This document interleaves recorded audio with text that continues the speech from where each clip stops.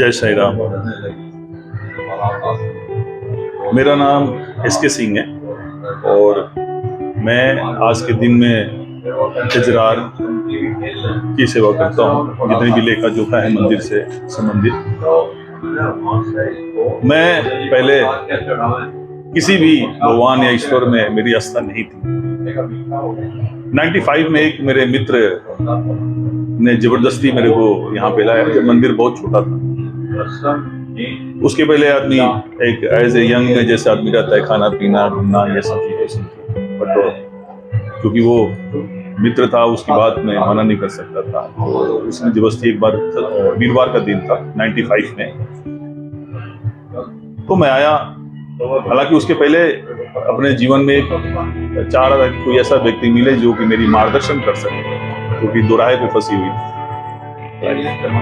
जैसे ही मंदिर के जीने पे चढ़ा और बाबा, चूंकि बाबा आगे ही थे जहाँ आज के दिन में भोले शंकर परिवार है, वहाँ पे बाबा विराजमान थे। और जैसे ही आप अंदर, मैंने बाबा आई टू आई कांटेक्ट हुआ। उसके बाद मुझे नहीं पता, मैं वहीं स्तब्ध रह गया। बाद में मेरे मित्र द्वारा जबरदस्ती अंदर ले गया और दर्शन किया। मैंने जब पहली बार बाबा के चरणों में हाथ लगाया, पहले बाबा बिल्कुल आगे थे, तो हम सभी भक्त उनके चरण छू सकते थे, तो मुझे ऐसा महसूस हुआ कि मैं कोई जीवित व्यक्ति का पैर दबा रहा हूँ। और मैंने दबाया तो दब रहा था वो।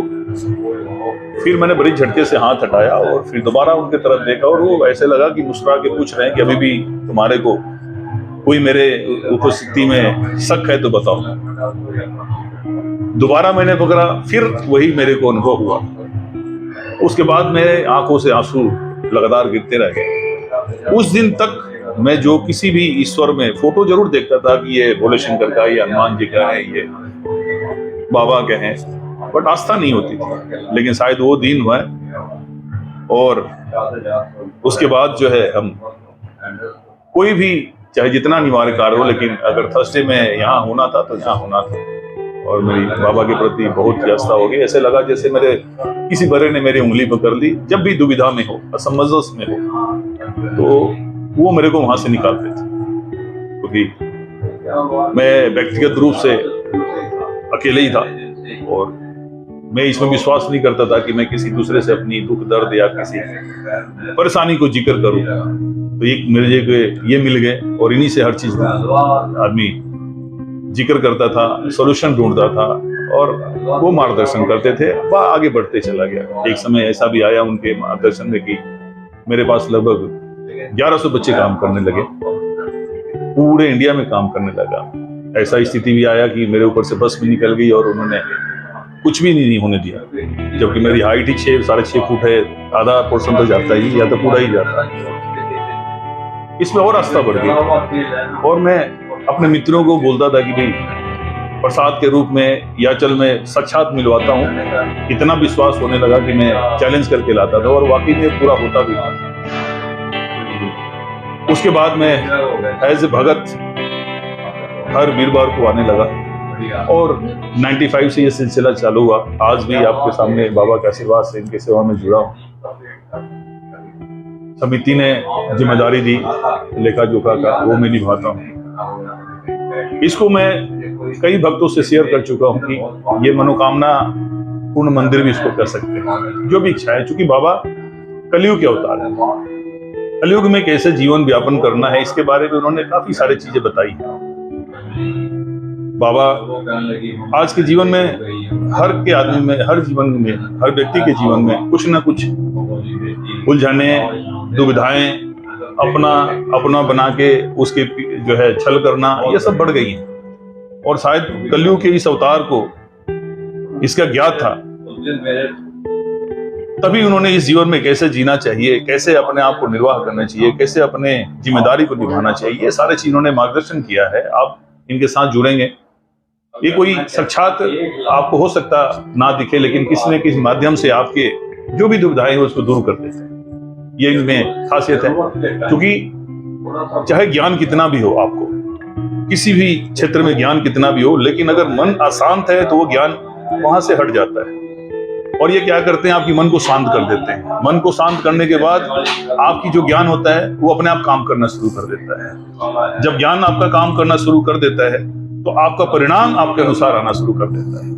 ये बाबा की खास बात है। चाहे जितनी भी दुविधाएं हैं, ज्ञान तो होता है सबके पास, लेकिन अशांति उसको ढक लेती है। बाबा की खासियत है कि आपको शांत करना, ये उनकी जिम्मेदारी है। उनके वचनों में भी है, उनके अगर 11 वचन देखेंगे तो उसमें भी है।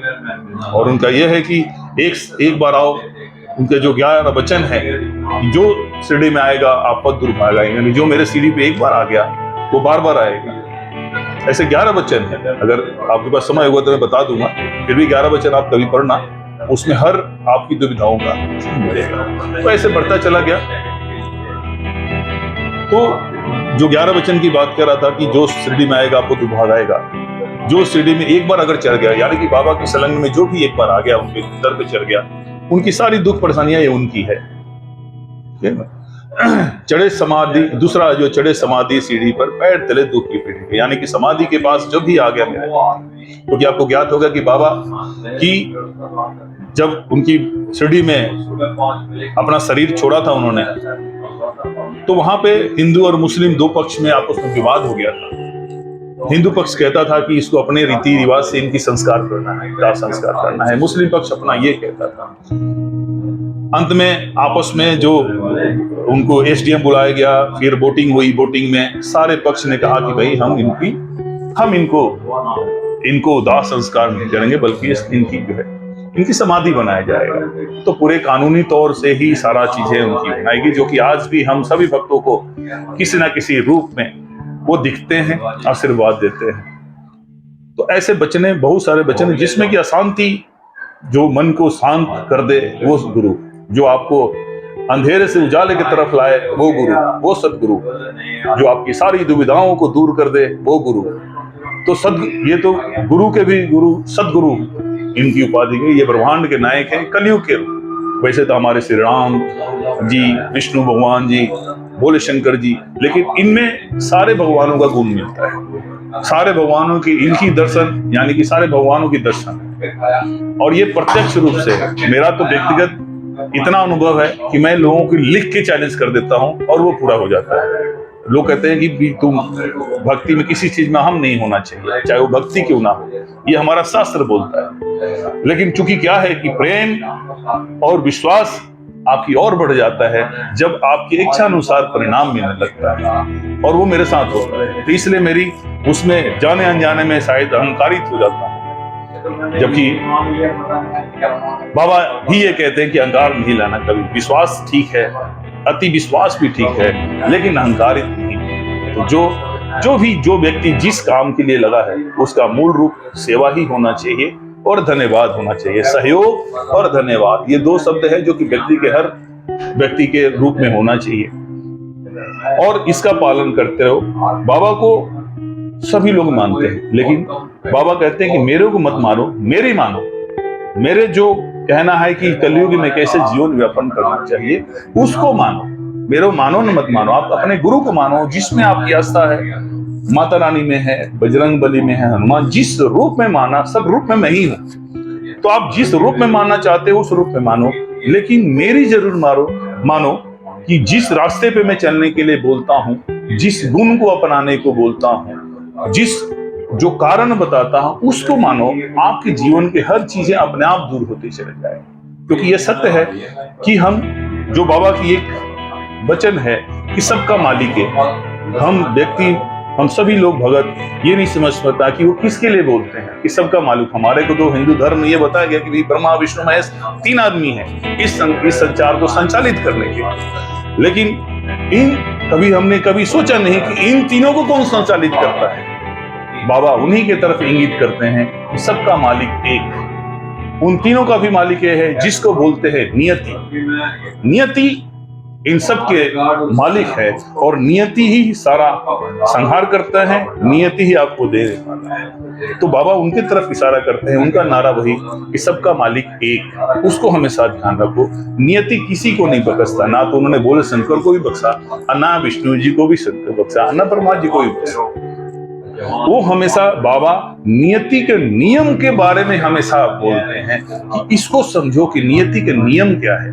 किसी भी कार्य के प्रति उस नियम के हिसाब से करो तो परिणाम हमेशा आपके स्वरूप आएगा। मान लीजिए आज के दिन में हम मोबाइल चलाते हैं, मोबाइल में ये नियम बना है कि ग्रीन बटन से ही आप ऑन करते हैं, रेड बटन से काट देना है। अगर मैं उसका खिलाफत करता हूं तो आप अपने अनुसार उसका नहीं भी कर सकते। सेम उसी तरह से नियति का नियम है कि हर कार्य में उस नियम को अगर पालें तो आप परिणाम अपने करेंगे। और बाबा उसी नियम को हर बार बताते थे। जैसा आपको पता है कि शिरडी में जब बाबा शारीरिक स्वरूप में थे तो हर आरती या प्रोग्राम के बाद जितने भी भगत इकट्ठा होते थे, उनकी दुविधाएं, उनके सवालों का जवाब, उनकी जो भी परेशानियां थी उनको दूर करते थे। जो शारीरिक रूप से लाचार थे वो चावड़ी में ले जाते थे, उनको चावड़ी में रखते थे, और जो बाकी चीजों के लिए द्वारका माई में रखते थे। और उनकी सारी दुविधाएं, सारी सवालों को जवाब, शारीरिक मानसिक हर तरीके के परेशानियों को दूर करते थे और ये बताते थे कि नियति के नियम के बारे में। ये विषय बहुत बड़ा है और विषय पे वो करता है। हम आगे भी मिलते रहेंगे और इस पे बात करते रहेंगे। फिलहाल इस मनोकामना पूर्ण मंदिर में आप सभी भक्तों, आपके माध्यम से सभी भक्तों को जय साईं राम बोलूंगा और उनको ये बोलूंगा कि जो भी इस चैनल को देखे वो इस बाबा के मंदिर को, मैं कोई प्रचार नहीं कर रहा हूँ, बाबा की प्रचार नहीं कर रहा हूँ, मैं उनकी जो हकीकत है, जो सच्चाई है वो मैं आपको व्याख्यान किया। तो इस चैनल के माध्यम से सभी भक्तों को बोलूंगा कि बाबा के शरण में जरूर आओ। अगर इस कलयुग में शांतिपूर्ण और निष्ठावान होकर जीना है, अपनी जिम्मेदारी को ईमानदारी से निभाना है, तो इस मंदिर में, बाबा के स्वरूप में किसी भी मंदिर में जाओ। मैं ये नहीं कहूंगा कि यहीं आओ, लेकिन कहते हैं कि ईश्वर आपके लिए वहां उपलब्ध होता है जहां पे आपकी मन की शांति हो, जहां से उससे आपको प्रेम हो, ईश्वर वहीं है। तो आप, लेकिन कलयुग में अगर अपने जीवन को व्यवस्थित करना है तो बाबा के शरण में जरूर आप एक बार आओ, आपकी मनोकामना जरूर पूर्ण होगी। इसी के साथ आप सभी भक्तों को जय साईं राम।